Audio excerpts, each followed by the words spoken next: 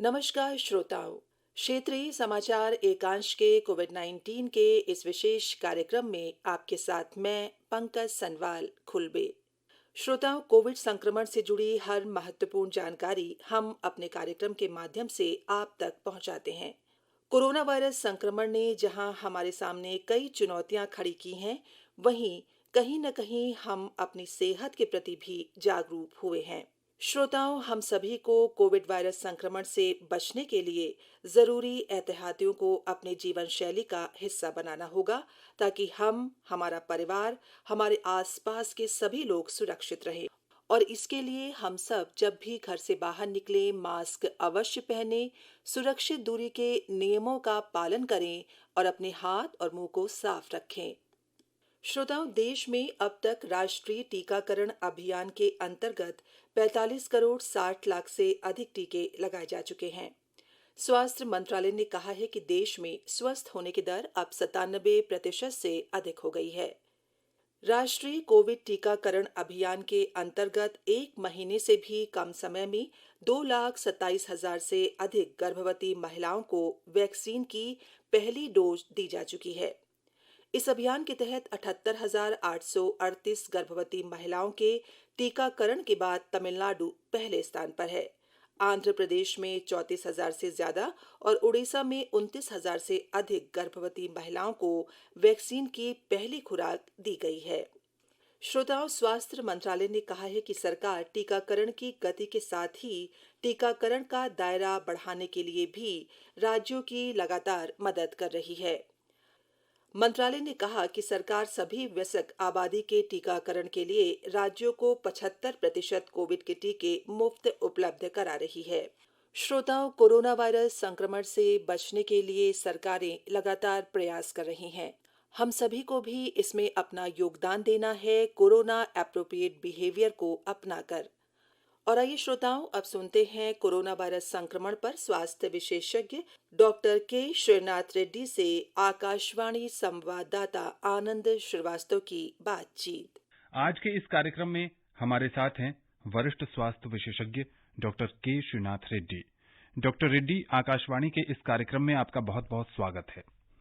नमस्कार जी, शुक्रिया। डॉक्टर रेड्डी, भारत के कई राज्यों में कोरोना के मामले फिर से बहुत तेजी से बढ़ने लगे हैं। खासकर अगर दक्षिण भारत के केरल की बात करें तो वहां दोबारा वीकेंड लॉकडाउन भी लगाया गया है।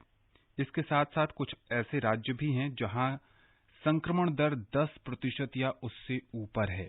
क्या ये तीसरी लहर का संकेत है?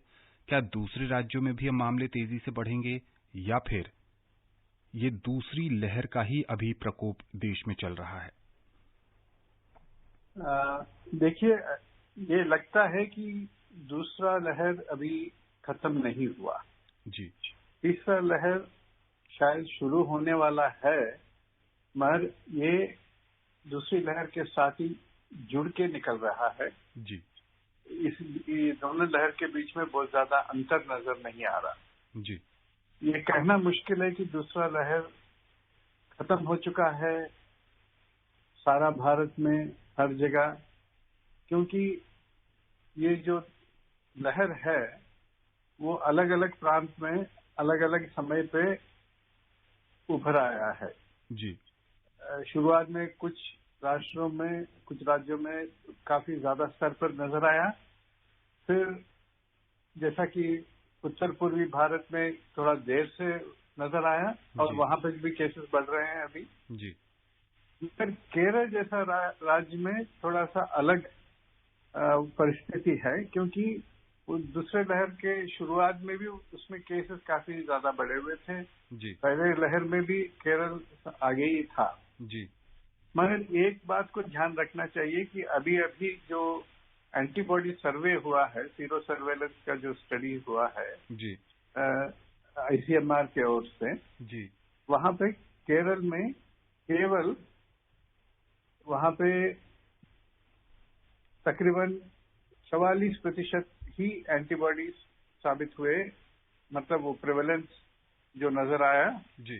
वो खाली 44% लोगों में एंटीबॉडीज नजर आए जिनमें टेस्टिंग हुआ था जी। और पूरा भारत का अगर आप देखें, नाप लें, जी। जो ऑल इंडिया सर्वे हुआ है वहां पे तकरीबन 68% का में एंटीबॉडीज नजर आए। जी। मतलब केरल में एक ओर से देखा जाए तो ये वायरस का प्रसार और संक्रमण एक दूसरे से जो होता है उसके ऊपर काफी पाबंदी थी जी। दूसरे लहर में, जी।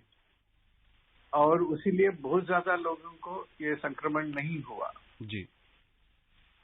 बाकी राज्यों में जहाँ पे काफी ज्यादा संख्या में हमें 70% से ज्यादा ये एंटीबॉडीज नजर आ रहे हैं, वहां पे ये दूसरा लहर एकदम तेजी से उभरा और फिर खत्म भी हो गया। जी।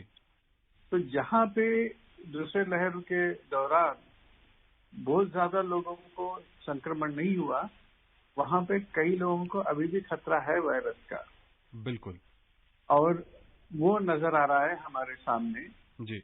और कम से कम ये कह सकते हैं कि ऐसे प्रदेश में हम दूसरे लहर को खत्म हुआ ये नहीं मान सकते, ये दूसरा लहर अभी चल रहा है, ये मान के चलना पड़ेगा। जी।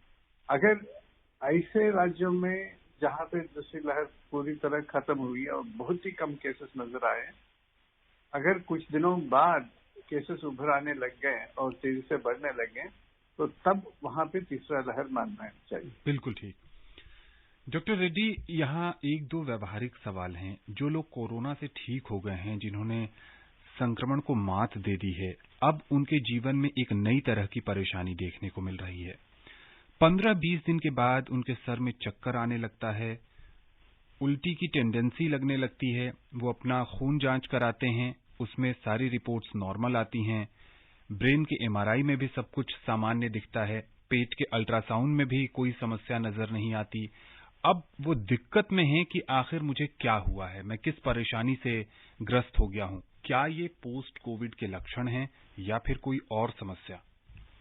ये ज्यादातर पोस्ट कोविड के ही लक्षण हैं।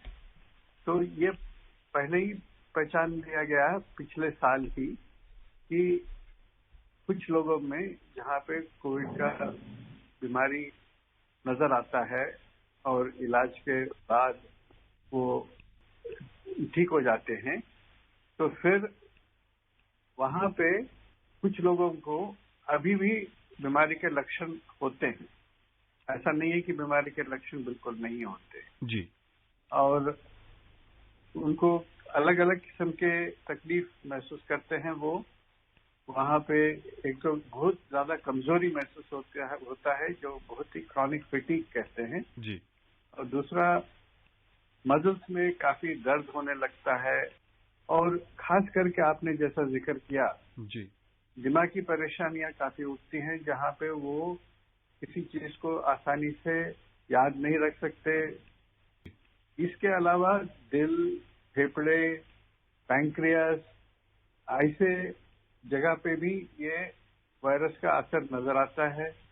तो ये हर एक में नहीं होता, बहुत ही कम ही लोगों में होता है, मगर हल्का सा जो तकलीफ है, जैसा कि मैंने कहा, थकावट होना, काम करने के लिए मन नहीं लगना, ये इस प्रकार के जो लक्षण है वो ज्यादा लोगों में पाया गया है जिनको लॉन्ग कोविड कहा गया। तो ये देखने वाली बात है कि कुछ लोगों में कुछ हफ्तों में खत्म हो जाता है, कुछ लोगों में कुछ महीनों तक चलता है। इसके ऊपर काफी जांच हो रही है और ये देखा जा रहा है कि तकरीबन 20 या 30% लोगों में इस प्रकार के तकलीफ नजर आते हैं। इसके लिए कोई खास इलाज अभी तक नहीं निकला जी। मगर हमें देखना चाहिए कि क्या हल्का समय के साथ ये खत्म हो जाता है या नहीं। जी। डॉक्टर रेड्डी, आकाशवाणी के इस खास कार्यक्रम से जुड़ने के लिए और विशेषज्ञ राय साझा करने के लिए आपका बहुत बहुत शुक्रिया। आपको भी धन्यवाद जी और श्रोताओं को भी मेरा धन्यवाद। श्रोताओं, इसी के साथ हमारा आज का ये कार्यक्रम यहीं पर समाप्त होता है। नमस्कार।